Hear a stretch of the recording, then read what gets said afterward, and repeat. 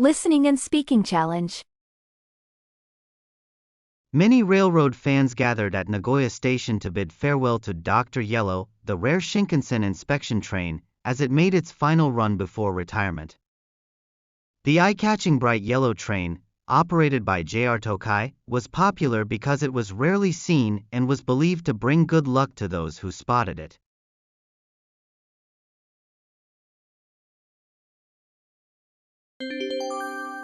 Many railroad fans gathered at Nagoya Station to bid farewell to Dr. Yellow, the rare Shinkansen inspection train, as it made its final run before retirement.